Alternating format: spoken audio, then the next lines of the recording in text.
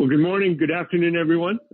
This is CJ Muse with Evercore ISI, and it's my pleasure to welcome Intel, and particularly Erez Dagan, VP of Products and Strategy at Mobileye, and Tony Ballo, Senior Director in Investor Relations at Intel. Intel and Mobileye last offered a detailed look at its strategy for ADAS autonomous vehicles at its Analyst Day in Jerusalem back in November 2019. We know they've made great progress since then, so we're very eager to hear from the team. Erez will make a few opening comments, and then my colleague Chris McNally and I will host a fireside chat. If you have any questions, there's a box. You can send them to us, and we'll be sure to ask them on your behalf. And with that, let me turn it over to Erez. Hey, good morning. Erez Dagan, EVP Products and Strategy with Mobileye. Excited to chat with you here today. Thanks a lot for the invitation. So just we go to the Q&A. That's okay. Excellent. So I guess I've been tasked with starting at a very high level.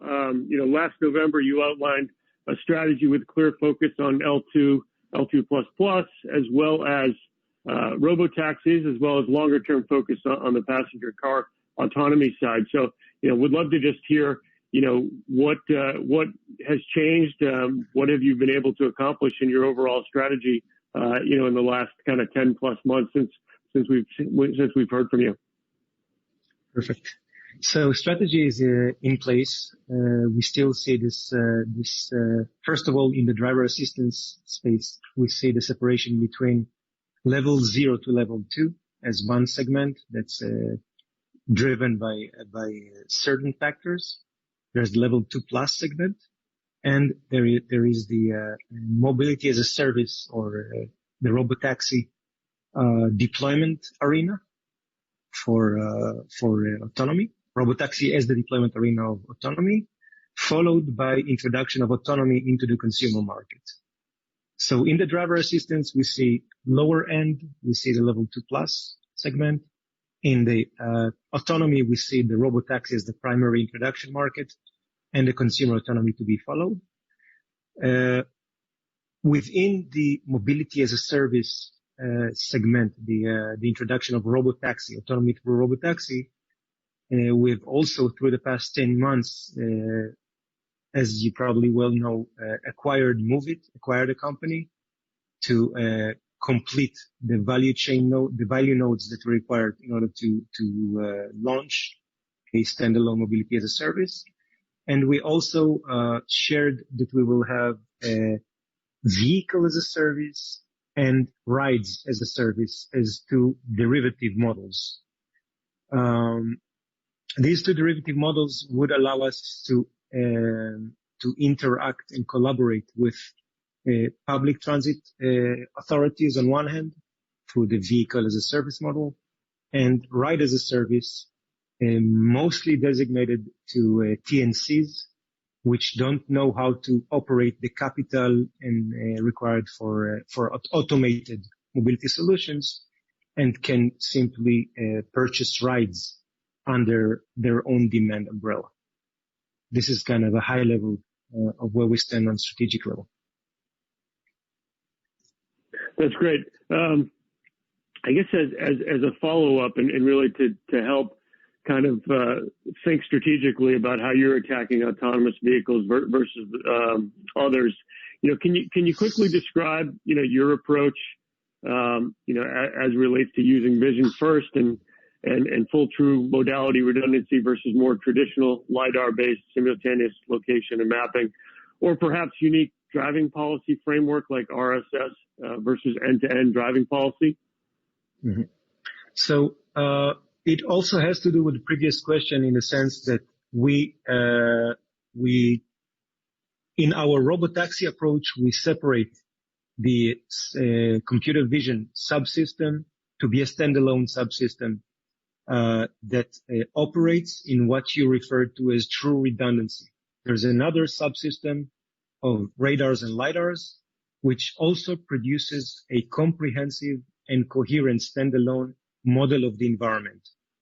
Using these two models of the environment, we can reach what you also refer to as true redundancy, which means that for any decision that the vehicle is going to take, we would inspect it against two views of the environment, one produced by our computer vision system and the other one produced by the subsystem of radars and lidars.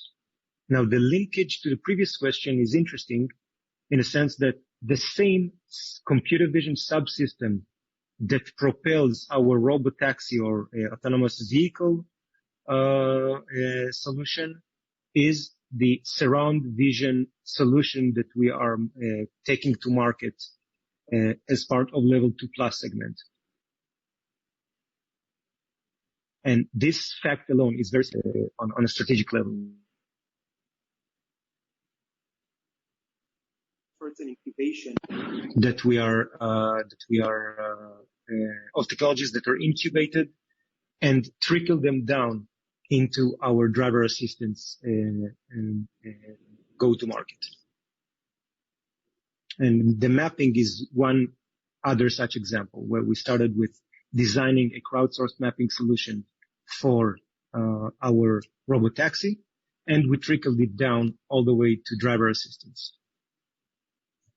Maybe the last differentiator that you mentioned is also a core differentiator here, where our safety model for the vehicle, the safety concept for the vehicle is a model that helps us describe very precisely what is the barrier between assertive driving and dangerous driving. What sort of actions that we take may cause risks or inflict risks on other road users, and what behavior would simply be more assertive and allow us to negotiate into traffic.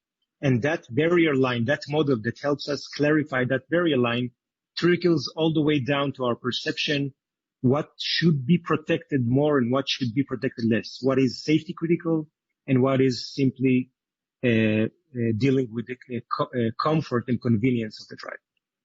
This distinction is very strong and allows us to allocate resources into the problem in an intelligent way. Well, that's great. I think Chris has a few questions on the ADAS robotaxi side. So let me turn it over to you, Chris. Thanks, CJ. Erez, and thanks so much for your participation.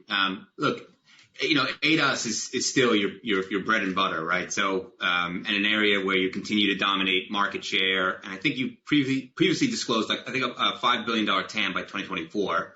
And last year, revenues were a little under $900 million. Can you talk about the pace between now and 24, 25? Can we see that revenue double or maybe something greater than that? Simply because we see this big opportunity from level 2 plus or level 2++.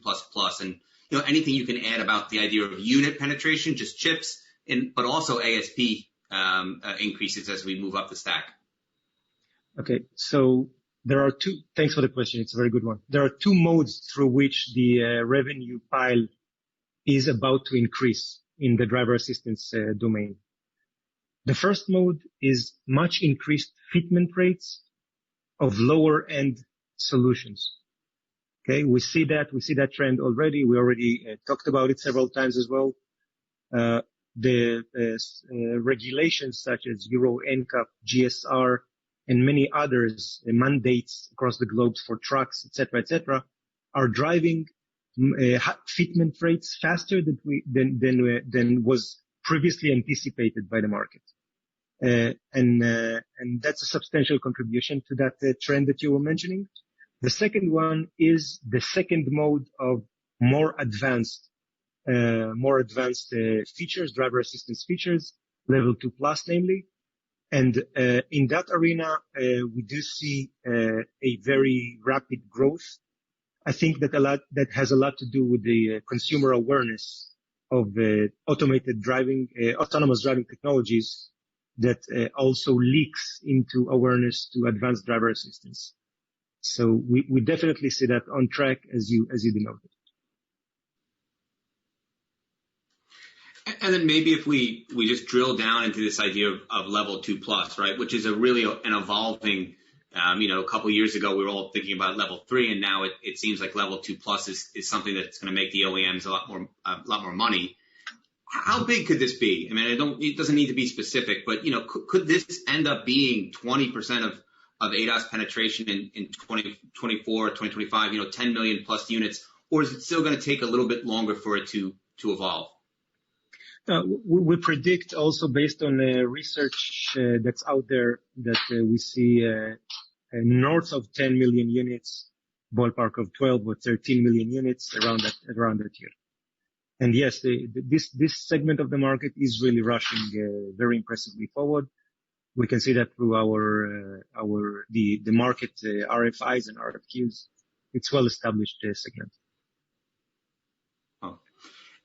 And Erez, do you think the current $5,000, $6,000, $7,000, for these sort of highway assist programs that are being charged to the customer, do you think that's the right price? Obviously, it's not something that Mobileye kind of has control over, but do you see that coming down over time? Because obviously that's one of the inhibiting factors, for level 2+ growth. It's clear that consumers want it.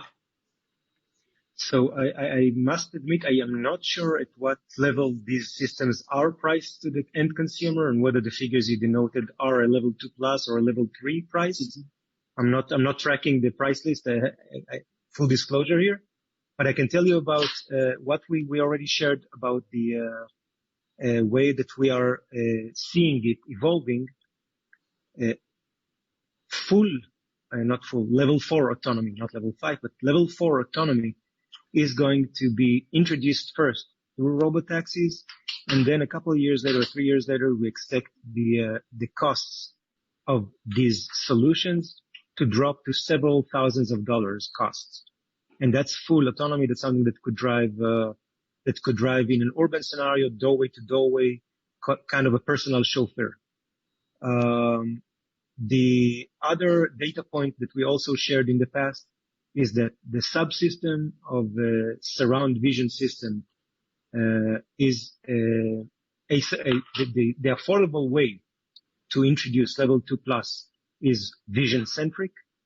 Okay, cameras are giving you a very comprehensive model of the environment combined with a map.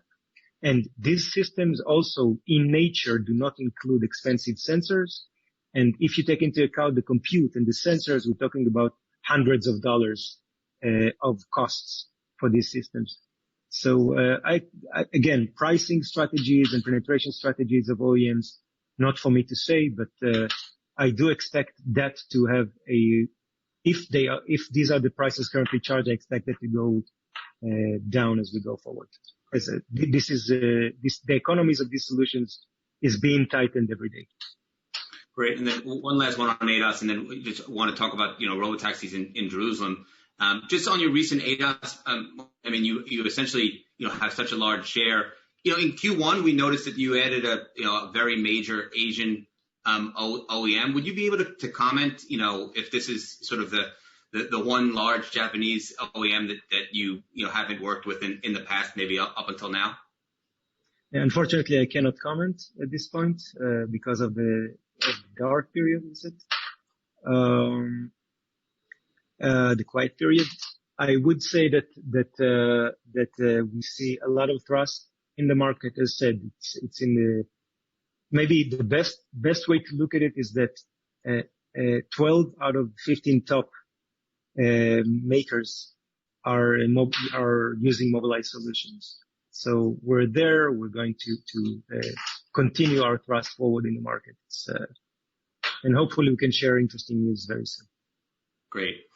Just real quick, before I send it back to CJ. So look, your robotaxi deployment is going to happen in Jerusalem as the initial beta commercial rollout, I think in 2022.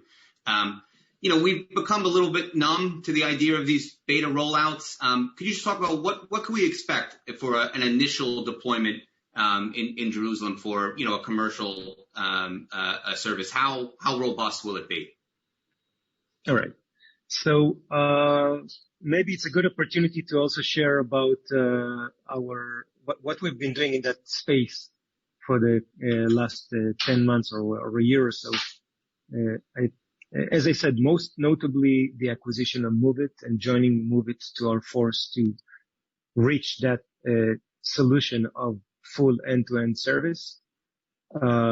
We already have our robotaxi development fleets hooked on the Moveit service application. Again, not publicly available, but as a development step, and we can close the link for a full service on the technical level. On the maturity of these solutions and time to get to market, we are on track with plans as stated in the past. No setback whatsoever. We are in terms of what you're going to experience. If I get back to your question, simply calling out for a vehicle out of a multimodal application of multimodal options of transport. You can choose an autonomous vehicle as one of them, hop on the car, get a notice when you get off the car, and get a notice when the transaction is complete. Within those cars, there is access to a call center in the back. There is teleoperation center that has also the way to look into the cabin and into the surrounding of the vehicle in case anything is required for that purpose. Yes, and excited to share its on track, and we're looking forward to launch it in Israel. That's fantastic. CJ, I send it back to you. I could talk about AV all day, but why don't you focus back on the semi side? Sure. So yeah, really wanted to, focus a bit more on your partnership now as part of Intel. And so as you think about creating a full self-driving system and providing a full solution, can you kind of speak to both hardware and software and what Intel brings to the table to Mobileye that really is accretive to the work that you guys are doing? Sure. So one important almost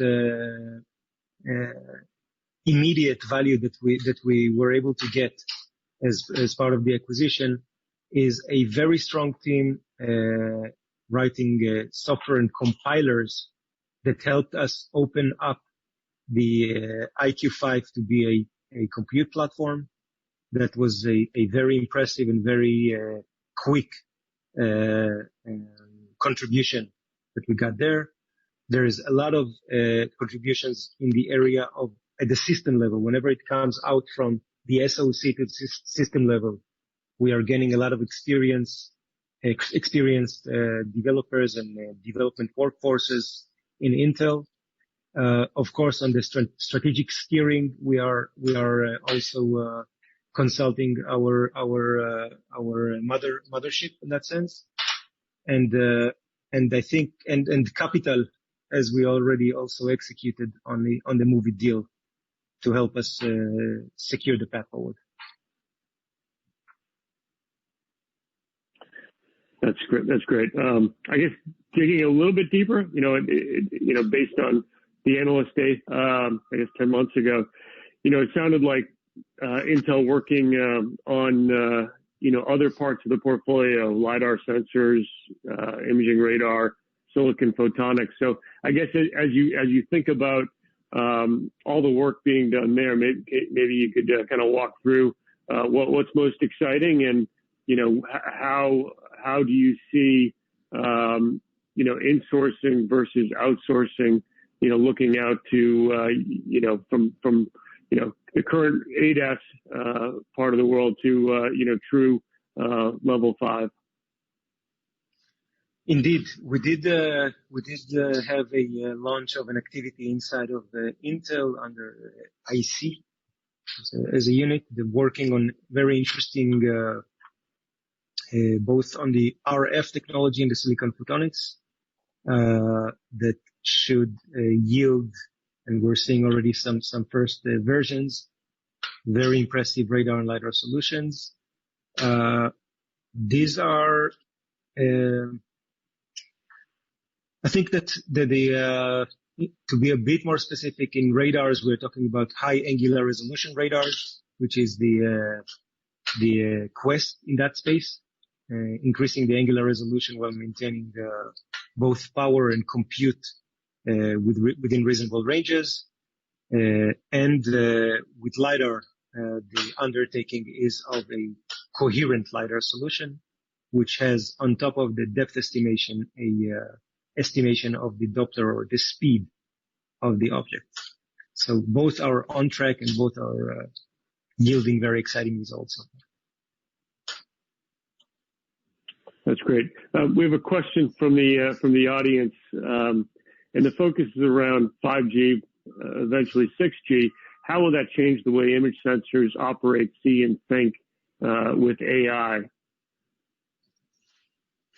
So in our space, I would not expect or assume that's in my take on it, that it won't take AI compute, safety critical AI compute from the edge. Okay, you will not be able to count on cellular communication to carry out safety critical calculations or inferences. The proliferation of network solutions would allow, of course, a maybe faster, maybe cheaper, maybe facilitate better the transfer of data for some offline processing, okay? But it will not impact the real-time processing required to be carried out on the edge. Mm-hmm. I guess a final semiconductor question, and I'm not sure what you can share, what you can't share, but as you think about your rollout of IQ5 and IQ6, can you help us understand, what kind of technology you're bringing in terms of what's additive, what are the new features, as well as, how do we think about that greater content and the contributions to your opportunity per vehicle? Sure. So in IQ5, we started the journey of the co-hosting on our chip, which means that allows for scalability of our solutions across multiple vehicle levels, vehicle platforms. It allows for ability to save additional compute units around the IQ because you can host some peripheral software on the IQ itself. It allows co-hosting of added value, synergetic values, such as driver monitoring systems that we also host from a third party. And it gives us a flexibility for this. The market is continuously looking for optimizing the transactions as well as the products. And that gives us another degree of flexibility when it comes to more creative transactions and creative models of integration in the car. When we move to IQ6, of course, we're going to preserve all of these and enhance all of these. The programmability of IQ5 will be continued and enforced in IQ6.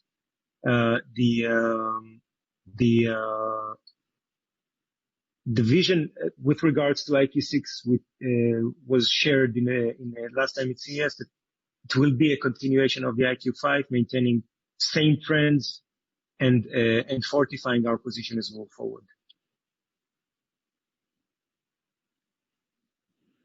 That's great. I was hoping to now move over to the competitive landscape, and I know both Chris and I have questions here. Just the first one is, I think you've mentioned recently, or Intel Mobileye has, that COVID dynamics could have a positive impact in that OEMs are more likely to go to more off-the-shelf technology rather than developing their own chips. So can you provide perhaps more color around this line of thinking? Sure. So when you look at OEMs and the amount of resources invested in customizing a product on each product launch, it's very large amount of resources. It requires reintegration and revalidation of products that could otherwise been used more as is. And these customization, validations, and integration are a costly endeavor and could be, again, we're yet to see. We're just in the beginning of the effects of the COVID, but it could be that these resources may be spared in favor of adopting less customized and more already validated and battle-tested solutions. And then how do you think of the overall competitive landscape? And, would love to hear in particular, the recent announced partnership between NVIDIA and Mercedes-Benz. Mm-hmm. I'll talk about the market and its structure and what it could mean for in terms of how easy it is to penetrate into the market. As I started saying already, the driver assistance computer vision market is no longer a young market. The set of solutions in that space are very rich. And in order to launch a camera on a windshield of a vehicle, you need to have a very comprehensive set of tools and very well tested because of the liabilities of braking the car based on the camera, etc. So saying it's not like 2004 where you detected the 2 lane marks and you had your camera on the windshield. Today it's a full suite of road detection, vehicles detection, pedestrians detection, cyclists, and the list goes on, and traffic signs and whatnot. So the solutions today, even at the entry level, are becoming more and more demanding. Okay. On the other end, as I said, there is strong price pressures on these very low end segments because of the volumes that the OEMs wants to introduce or sometimes required to introduce these solutions into because of regulation. So, and the third element is, of course, the fact that the revenue in this market is almost evenly dispersed across the OEMs. So taking the three together, doing the calculation, it means that to compensate for the undertaking of creating a camera that is launched on a commercial product, you need to win a lot of volume of business from multiple OEMs in the market. And this is kind of a structural state of the market today where it is. So we see a lot of energy and a lot of investment being poured into it. There's a very attractive TAM on the other side of it, as we also denoted today. The TAM rise that us and the rest of the research in this industry predicts is calling for investments into it. And as we see, so far we are able to well preserve our position in the market, with very strong technical differentiation. We continuously reinvent what ADAS is. We continuously stretch that envelope also through discussions with our OEM partners and through bodies like Euro NCAP and advising on regulation that on value that can be added to these cameras. And we're looking strong with our market share and riding very well that wave of increased fitment rates. Erez, if I could just jump on to CJ's question, specifically, one of the ones that we have a discussion across teams is obviously Daimler and NVIDIA, because that's a higher end solution. Do you see, one of the greatest things that you offer is the idea of live mapping through REM. So would be curious if, one, you see a competitive alternative to REM that would be out there. And then the second is maybe you could just give a quick update on the timeline of rolling out REM so that we could see sort of those enhanced products. Mm-hmm. So as for alternatives to REM, the question you're asking is whether there's another source of this size of driver assistance cameras deployed out there. And as far as they know, the answer is no. So in terms of sources of data for this crowdsourced fleet, we have a quite well differentiated asset there.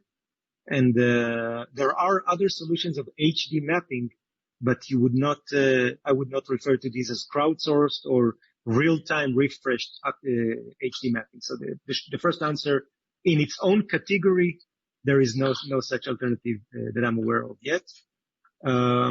As for the introduction of RAM-based vehicles, there was already one launch of a Nissan vehicle, which I think was well published, Nissan Pro Pilot in Japan, and we're expecting, as we said, launches later this year in Europe, a significant launch.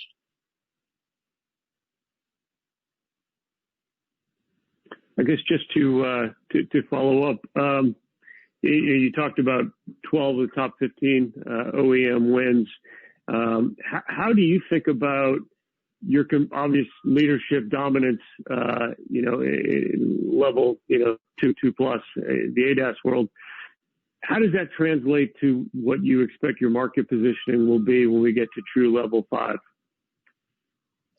So these are two different journeys, and it's very important not to mix them. There's a lot of people that deduce that on the other direction, that any company that works on a prototype robotaxi vehicle and shows some hands-off driving is geared to deal with the undertaking of ADAS, which is a different problem. It's kind of if I can fly planes, let's make cars. It's not really the same thing. The economies in the driver assistance, the power constraints of all sorts are completely different. So again, I just want to first disambiguate the two things. Our strength in driver assistance is one thing, and our strength in autonomous driving, while feeding off of our computer vision technology, has a lot more to it. The way that we see it, the fact that we are working under these very strict economies of ADAS products while we are developing our computer vision solutions, and since this same computer vision backbone is propelling our robotaxi, we expect to be well ahead of the market curve in terms of the economies of a self-driving system, because we are building it from building blocks that are technically and economically forged in the driver assistance space. That's very helpful. So we only have about 3 minutes left. So I guess, with that limited time, what as you look out, over the next 12 months, what are you most excited about? And perhaps, that could be our concluding takeaway today. I can only share things that I was excited about before the quiet period, so it's kind of delayed. But no, I'm looking forward to the very. We had very, very interesting and very important achievements as far as the very important regulatory campaign that is undergoing to make RSS the backbone of the framework, according to which robotaxis are made a reality. The IEEE body that we have initiated is one important example, and we will conclude it to make this a reality in multiple continents. Chris, we got maybe a minute or two. You have a final question? Yeah, I mean, it's a tough one, but real quick, regulation. Do you see it as any issue right now at least in your initial rollout in Jerusalem? I mean, obviously it's a longer question, but for now, do you think regulation is supportive? So regulation, we've seen very interesting and important movements both in Europe, in Germany, as well as in Jerusalem.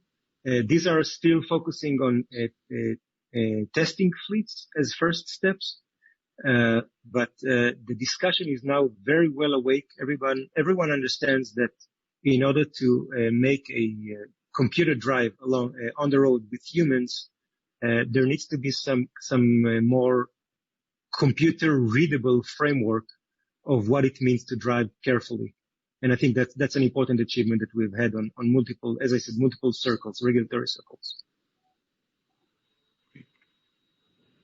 Well, Erez, Tony, on behalf of Evercore ISI and Chris and me in particular, thank you for your time. Really appreciate it, and learned a lot. So thank you. Thanks so much. Thank you. Guys.